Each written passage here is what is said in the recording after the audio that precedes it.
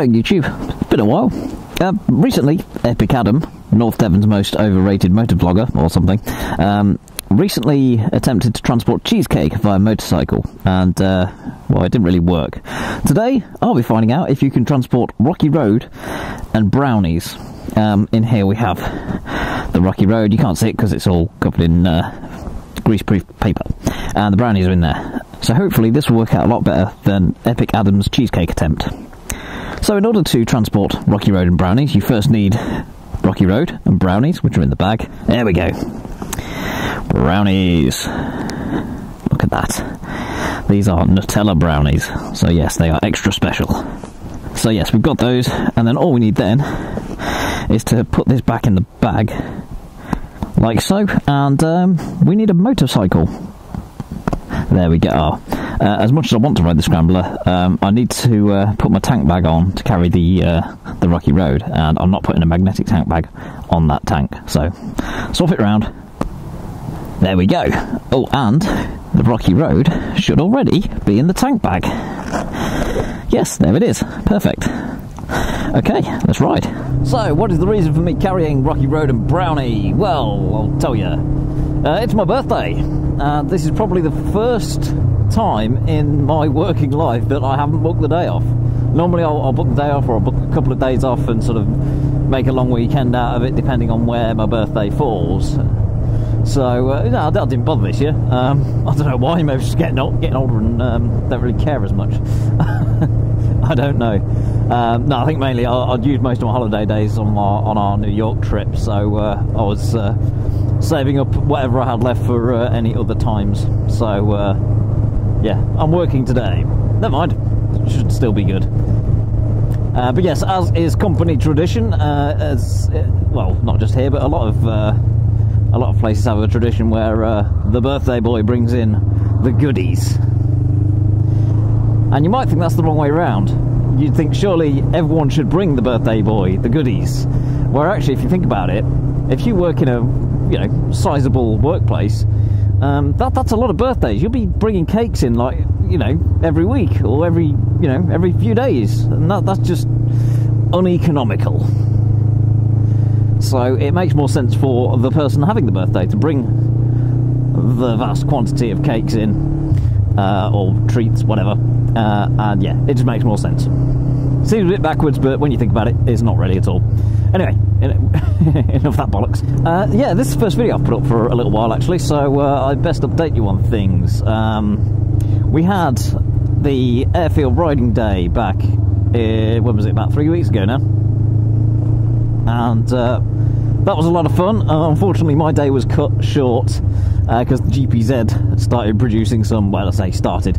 There has been a bit of a cooling issue that I've had for a couple of months, which I thought I might have had sorted because it had been fine before ARD, but then on ARD, yeah, it reared its ugly head. So the extra stresses of the track, yeah, produced these cooling problems which hadn't been resolved. So yeah, I only managed about 3 sessions before deciding to call it a day.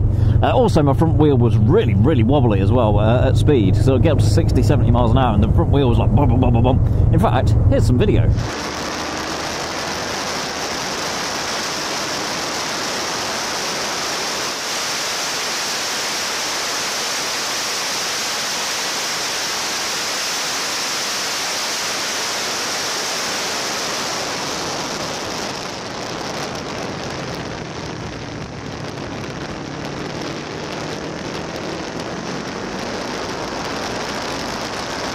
But despite only having 3 sessions, I did manage to beat my personal best lap time, which I was happy about. So now that they don't time lapse or anything there, well, you've just seen that video, that little bit of video there. That's a sneaky bit of onboard camera footage from my, let's say, built-in camera that's built into the bike, permanently fixed. I can't take it off, so yeah, you know what I mean. But hopefully the problems are now resolved with the GPZ. I've been commuting on this all this week, and so far it's been absolutely fine. It was the fault, well, we suspect, was a head gasket leak in the end, because I had it around the father-in-law's last week, and yeah, he's replaced the head gasket for me, and so far everything's looking good. Anyway, in other boring news, I'm stuck behind a yellow lorry, and also, as of yesterday, the Drift Ghost X looks like it may have actually packed up on me. I ordered myself a 90-degree USB to mic adapter, because the problem with the original Drift mic adapter that they supply you with is it sticks out at the bottom too much, and it was catching on my shoulder now and again, which obviously could damage the cable and or the USB port. So I ordered a different adapter which had a 90-degree USB connection on it, which tidied everything up nicely. When I went to try it, that didn't work. Or it did work. When you press record, like for the first 1 or 2 seconds, you can hear the sound being picked up by the microphone, then it cuts off. The camera seems to just cut the audio. So I'm not sure what that's all about.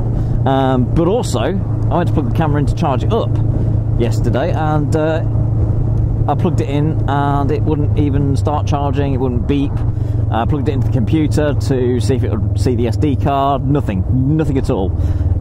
So I swapped the battery over and turned the camera on and recorded, put in the original mic adapter in and said some words into the microphone, and it works. So the USB port is working, but for some reason the camera is not charging or not detecting anything when the USB is plugged in to provide power. So yeah, something's not right there. So yeah, the review of the Ghost X is postponed until I figure out what's wrong with that. So I think I need to raise a support ticket with Drift on that one, find out what's going on. Yeah, I'll keep you updated on that. Anyway, that's about it, I think. I just want to finish off with a couple of thanks. First of all, big thank you to Lord Hepcat for the new Phil 480 stickers that he's made me. They're really good. I'm liking these. They're not available yet.